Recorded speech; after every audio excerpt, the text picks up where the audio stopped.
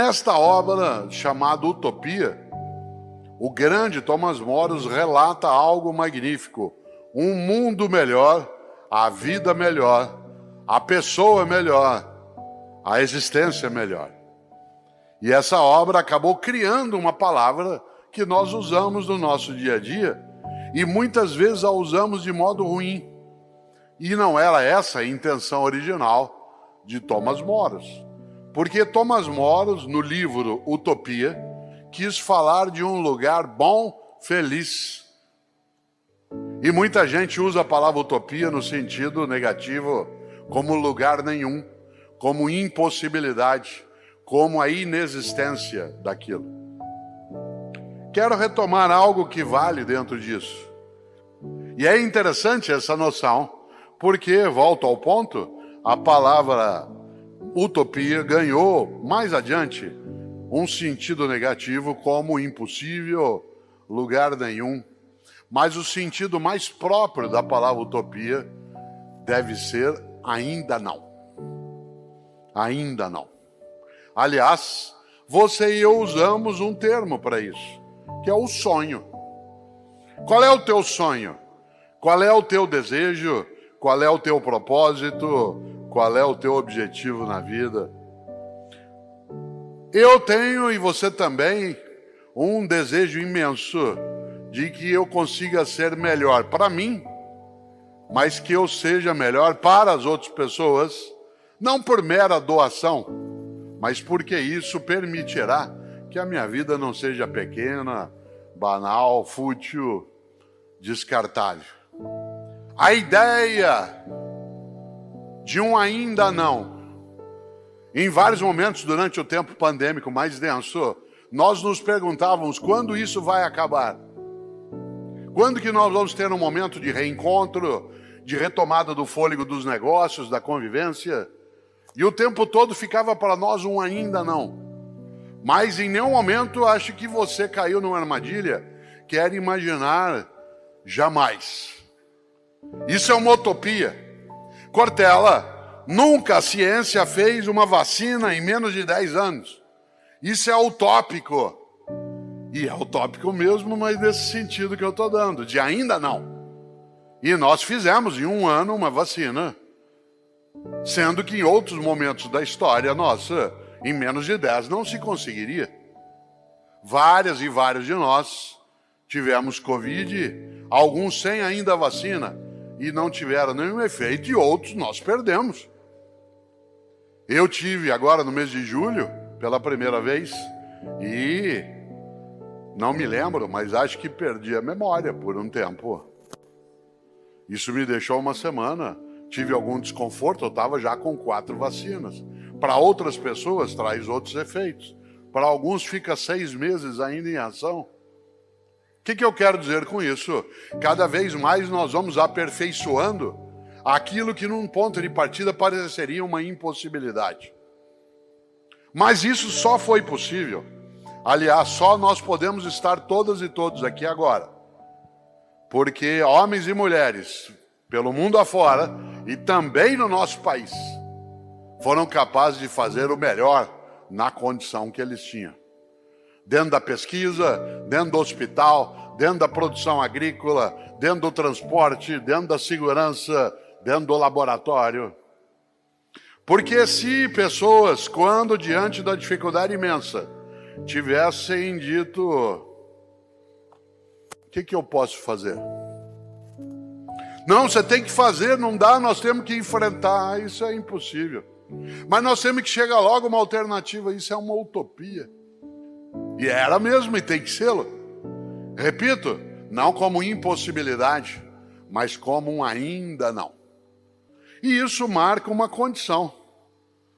A ideia de que, por exemplo, na ilha trazida à tona por Thomas Moros, um lugar em que as pessoas pudessem não ser melhores do que as outras pessoas, mas melhores para as outras pessoas também.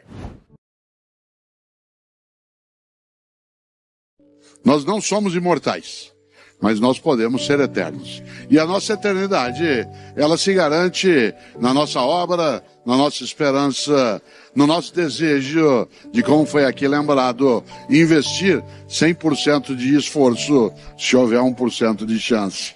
Isto é, de não desistirmos. É interessante, porque eu gosto demais de lembrar, na área de filosofia, a gente medita sobre esses temas. Quando eu estava ali com a Ana Luísa, essa neta minha, e ela apanhando as amoras, eu me lembrava, né, da nossa condição. E como eu dizia antes, de mesmo não sendo imortal, poder imaginar a eternidade. A eternidade no que se faz, no que se vive, na recusa à falência da esperança, na possibilidade de entender aquilo que nos ajuda a existir de maneira mais plena. Eu nasci em Londrina, como disse, meu pai, quando eu era criança, ele paulista, já faleceu, ele era gerente de banco. Numa época em que Londrina, todas as estradas eram de terra. E lá no Paraná se usava jipe de capota de lona. Você imagina num calor que eventualmente há naquela região do Paraná, capota de lona. E meu pai chegava em casa todo dia, 6:30 da tarde, era só poeira de cima e embaixo. Só dá para ver o branco do olho dele. Aquele calor infernal, poeira, suado. Em vez de entrar em casa e praguejar, xingar, reclamar, primeira coisa que ele dizia assim, mas olha como Deus gosta de mim, hoje quebrou o jipe na estrada e não estava chovendo. De uma outra vez ele chegava e dizia assim, olha como eu sou abençoado. Olha só, filho, hoje acabou a gasolina do jipe e faltavam só 2 quilômetros para um posto de gasolina. Qual era a perspectiva ali? Não era fingir que os problemas não existiam, mas era não dar a eles uma dimensão que não tem que ser dada. Isto é, quando você olha uma porta, você sabe que ela tem fechadura e maçaneta. É preciso prestar mais atenção na maçaneta do que na fechadura. Embora quem quer abrir uma porta não pode desconsiderar que ela tem uma fechadura. Mas há pessoas que ficam tão obcecadas pela fechadura que não enxergam nunca a maçaneta e aí não abrem o que pode ser aberto. E nesse sentido, claro, a ideia de uma capacidade de ter a percepção do não desistir, de ir buscar, de procurar, é algo decisivo. E Paulo Freire era um homem que era capaz de lembrar para nós algo de que na vida, dizia ele, é preciso ter esperança, mas tem que ser esperança do verbo esperançar. Porque tem gente que tem esperança do verbo esperar. E esperança do verbo esperar não é esperança, é espera. Eu espero que dê certo, espero que resolva, espero que aconteça. Isso não é esperança, é espera. Esperançar é ir atrás, é se juntar, é não desistir. Esperançar é ter uma postura ativa em relação àquilo que pode, inclusive, nos perturbar. Como perturba estando vivo. Eu gosto muito de lembrar de uma situação que vivi há uns 5 anos em São Paulo. Estava eu num congresso da área de enfermagem. E quando terminou, havia um debate. 2.000 enfermeiras num espaço. E aí uma enfermeira, a hora que terminou a atividade que ela veio para o debate, ela perguntou, pegou o microfone e fez uma pergunta que um filósofo gosta de responder. Ela virou e falou assim, professor, o que o senhor quer que fale sobre o senhor no seu velório? Pergunta funda, e eu aí dei uma volta, fui a Platão, Aristóteles, Heráclito, Parmênides, Anaxágoras, Anaxímenes, Pitágoras, Zenão. Falei, eu vou pegar essa enfermeira na volta, ela vai ver. Fui dando uma volta. Na hora que eu terminei, virei para ela e falei assim, e você? O que você quer que fale de você no teu velório? Ela falou, quero que fale assim, nossa, ela tá mexendo. Que é a expressão mais simples, menos sofisticada, sem elaboração teórica e sem abstração. Afinal, o que é que um ser vivo deseja? Permanecer vivo. Se essa vitalidade nos honra, se essa vitalidade ainda é digna, se essa vitalidade não nos machuca. Nesse sentido, é claro que o sentido da vida se coloca na possibilidade de tê-la naquilo que ela pode ser de plenitude, naquilo que impede. Algo decisivo. E Benjamin Disraeli dizia, a vida é muito curta para ser pequena. A vida é muito curta para ser pequena. Já basta que ela curta seja para que a gente consiga pequená-la de algum modo. E a vida de fato é curta.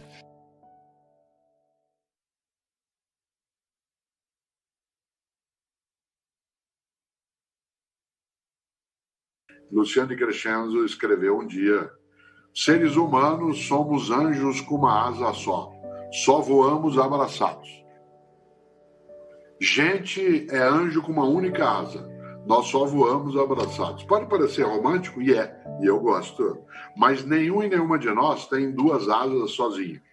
Dizia ele, nós somos anjos com uma única asa. Só quando você gruda na outra pessoa, que você, ganhando uma outra asa, consegue se elevar. Não é à toa que quando a gente se encontra e se abraça, e agora isso está suspenso por um tempo, quando a gente se encontra e se abraça no Brasil, nós temos o hábito de bater nas costas da pessoa para ver se a asa dela está lá. Por isso, somos anjos de uma única asa, só voamos abraçados. A ideia de juntos e conectados é para que a gente consiga, agora, com o reforço da tecnologia, aumentar a potência, né, das nossas asas individuais, para que, grudados com outros e outros, a gente voe mais longe, mais alto, mais bonito, persistindo. Lembrando que, para que cara feia? Na vida, ninguém paga meia. Preste atenção, porque uma das maneiras de não envelhecer a cabeça, a prática, é prestar atenção em quem discorda da gente. Atenção. Cuidado com gente que concorda contigo o tempo todo. Gente que concorda contigo o tempo todo, ou não gosta de você, ou não te respeita, ou está se preparando para te derrubar. Gente que gosta de você, discorda de você quando é necessário. Gente que te respeita, discorda de você quando é necessário. Cuidado, repito, com quem concorda contigo o tempo todo. Claro que você não pode conviver com alguém que só discorde, mas alguém que só concorde te deixa envelhecer. Cuidado. Um adversário fraco te enfraquece, um concorrente burro te emburrece, uma oposição frágil fragiliza um governo. Preste atenção em quem discorda de você de modo respeitoso. Teu melhor amigo te irrita, tua melhor amiga te irrita, sabe por quê? Porque ela gosta de você. Ó, tô pensando em comprar um carro Cortella, você tá louco, você acabou de gastar dinheiro. Pô, você não gosta de mim? Gosto. É por isso que eu tô falando. Uma pessoa que não tem nem comigo, olha, Bia, eu tô pensando em comprar um carro. Você compra. É bom porque movimenta o mercado. Cuidado. Eu sou casado com Cláudia, e a Cláudia faz comigo uma coisa amorosa. Quando ela não concorda comigo, ela discorda. Isso é um sinal afetivo. Claro que ela não discorda sempre, senão eu não estaria com ela e vice-versa. Mas ela não concorda sempre, porque ela tem afeto por mim. Quando Paulo Freire propôs a educação como dialógica, ele não disse que a educação era reiterativa, isto é, que ela tinha que ficar o tempo todo com todo mundo bem do mesmo modo. Ele falava de diálogo e conflito.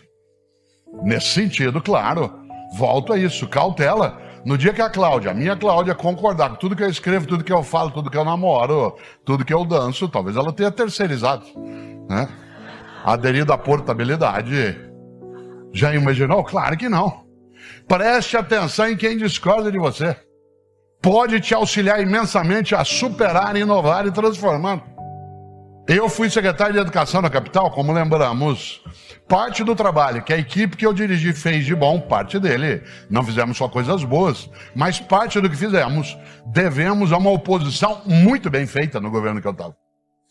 Porque a oposição bem feita te ajuda. Aliás, havia um vereador na época, que hoje é deputado federal, nós somos até amigos, mas na época ele infernizou a minha vida. E me ajudou imensamente. Eu agradeço sempre que o encontro. Moramos no mesmo bairro de São Paulo, e às vezes eu encontro e digo, olha, que bom que você estava lá, porque ele infernizou a minha vida, ele me obrigou a inovar, a transformar, a superar, a não sossegar em excesso. Por lei, ele tinha o direito a me chamar para prestar esclarecimento, e toda semana ele chamava. Uma semana ele me chamou e eu perdi a paciência com ele. Cheguei, Chico, a fazer uma coisa incrível, que foi praticar desacato. Se ele tivesse notado na hora, eu tinha sido preso. É que ele não notou. Ele me perturbou tanto que uma hora eu falei, vereador, meu sonho é dar o nome do senhor para uma escola municipal. Ele falou, mas não pode nome de gente viva. Eu falei, então, certo? No entanto, eu sou grato a ele. Uma oposição frágil fragiliza um governo. Um concorrente burro te emburrece. Um adversário fraco te enfraquece.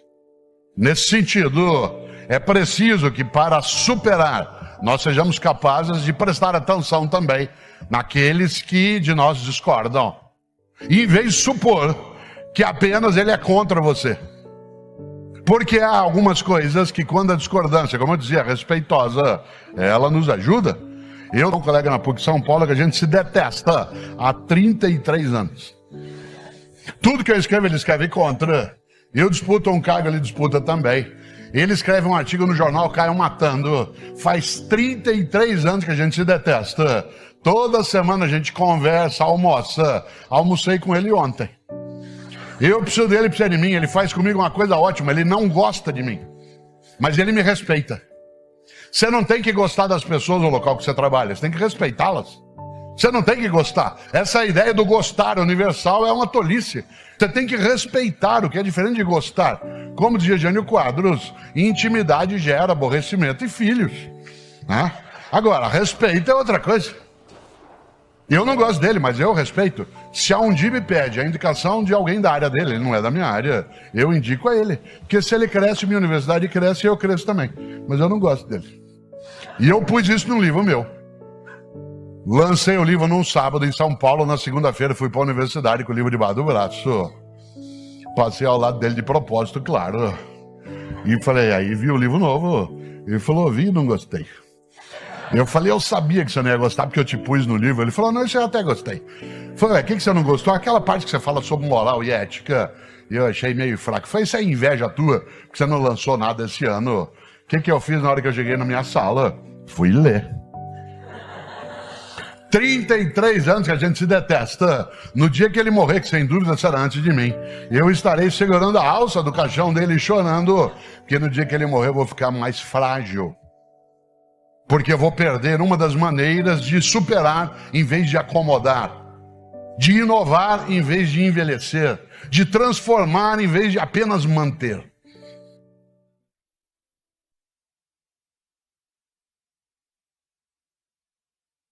Uma das coisas que vocês sem dúvida sabem no dia a dia é o quanto que você tem que continuar buscando, treinando, procurando, melhorando. Guimarães Rosa, grande médico e escritor mineiro, dizia algo especial. Ele dizia, e é verdade, o animal satisfeito dorme. O animal satisfeito dorme. As mulheres sabem o que é isso. A satisfação paralisa, a satisfação adormece, a satisfação entorpece. Por isso, é necessário ter uma insatisfação positiva. Isto é, eu quero mais e melhor. Mais e melhor. Qual é o nome que a gente dá isso? Ambição. Ambição. O que é ambição? É quando eu quero mais e melhor. Agora, cuidado. Quando eu, em vez de querer apenas mais e melhor, quero só para mim a qualquer custo, aí não é ambição, é ganância. Não se confunda ambição com ganância. Uma pessoa ambiciosa é aquela que quer mais e melhor. Uma pessoa gananciosa é aquela que quer só para si a qualquer custo. E há um custo que, embora possa, não deve ser aceito. E é aí que entra a questão de ter uma obra que seja decente. Eu me lembro demais, quando eu falei do Benjamin Disraeli, de um britânico do século VIII, que eu admiro imensamente, chamado Beda. Os católicos, ortodoxos e anglicanos o chamam de São Beda. Beda disse o seguinte: há 3 caminhos para o fracasso. 3 caminhos para o fracasso. Primeiro, não ensinar o que se sabe. Segundo, não praticar o que se ensina. E terceiro, não perguntar o que se ignora. Dizendo de novo, há 3 caminhos para o fracasso. Não ensinar o que se sabe, não praticar o que se ensina e não perguntar o que se ignora. Vamos inverter. Há 3 caminhos para o sucesso: ensinar o que se sabe, praticar o que se ensina e perguntar o que se ignora. Afinal de contas, isso vale. A ambição é quando eu quero mais e melhor. A ganância é quando eu quero só para mim, a qualquer custo. Nós somos um ser capaz, inclusive, de fazer o que a gente não deve. Você sabe disso. Um dos grandes pensadores que existiu antes de existir a Alemanha tal como ela é, mas que seria, então, alemão no sentido de hoje, ou germânico, para usar um termo, né, mais ampliado, é Goethe. Goethe. Um homem capaz, entre outras coisas, de fazer literatura de altíssimo nível. Ele tem um poema que ele publicou no final do século XVIII, chamado O Aprendiz de Feiticeiro. O Aprendiz de Feiticeiro. Talvez aqui algumas pessoas já tenham visto, é um poema do Goethe, que foi utilizado pelo Walt Disney num dos seus filmes mais famosos, que é um desenho cujo título é Fantasia. Se vocês se lembram do desenho Fantasia, que utiliza a música, né, para contar histórias, uma das histórias é sobre o aprendiz de feiticeiro. Aliás, no desenho do Walt Disney, quem faz o aprendiz do feiticeiro é Mickey, a personagem Mickey. E o poema do Goethe é um alerta imenso para o mundo tecnológico, não no que ele tem de fabuloso, mas o que ele tem de cabuloso ou de nebuloso. Porque o poema do Goethe, que antecede a obra de Mary Shelley, Frankenstein, porque Frankenstein também é uma obra que alerta para o risco de nós fazermos o que estamos fazendo sem prestar atenção nas consequências. Vocês se lembram que o nome Frankenstein não é o nome da criatura, é o nome do cientista, né? A criatura não tinha nome, ela era chamada de criatura. Quando Mary Shelley criou a história de Frankenstein, ela criou uma grande alegoria sobre o risco de nós não termos controle sobre aquilo que temos para o nosso uso. Você usa as tuas redes ou elas te usam? Quando Mary Shelley faz mais tarde a história do Frankenstein, aí sim fica mais nítido. No entanto, antes disso, Goethe já houvera feito. Porque no final, como eu disse, do século XVIII, ao fazer o poema O Aprendiz de Feiticeiro, ele conta uma história que você se lembra. Um feiticeiro, capaz de várias artes mágicas, que vive num castelo, precisa sair. Só que como ele tinha que um criado que o auxiliava, no caso do desenho é o Mickey, ele diz, enquanto eu vou à atividade que tenho, você, por favor, limpe o castelo. E aí havia um balde, e havia vassouras, etc. Isso você lembra da história. O Mickey, isto é o ajudante, o aprendiz, pega a vareta de magia do feiticeiro e coloca os baldes e vassouras a trabalharem para ele. Automatizar. Coloca baldes e vassouras a limparem. A questão é que os baldes resolvem, porque é uma feitiçaria, tomarem decisão própria. E os baldes vão se enchendo por si mesmos, e as vassouras vão varrendo por si mesmas, e de repente ele perde completamente o controle, começa uma inundação, ele irritado tenta impedir aquilo, corre até lá, pega, né, uma das vassouras e quebra, mas cada vez que ele quebra, ela vira mais duas, e mais duas, e mais duas, como se fossem gremlins. Gremlins é só para quem também usa Facebook. Você já imaginou? E aí ele entra em desespero quando o feiticeiro chega e tem que ajeitar tudo. O que é o aprendiz de feiticeiro? Aliás, o poema termina com uma advertência: jamais coloque em início alguma coisa que você não consiga parar. Jamais coloque em início uma coisa que você não consiga parar. Quem é caipira como eu, diz jamais solte um burro dentro de uma horta. Porque se você soltar um burro dentro da horta, depois não reclame quando esse burro desembestar e você não conseguir tirá-lo, e cada vez que você vai lá para tirar, ele te dá um coice ou te morde. Você tem uma decisão inteligente, não colocá-lo dentro da horta. Isso vale na empresa, vale na família, vale na religião, vale na nação, vale na convivência. E uma das coisas interessantes dentro disso é que quando da advertência de Goethe, ele nos lembrava da importância de nós, quando formos fazer o nosso melhor, que a gente pense na consequência. Isto é, que o nosso melhor seja feito com responsabilidade.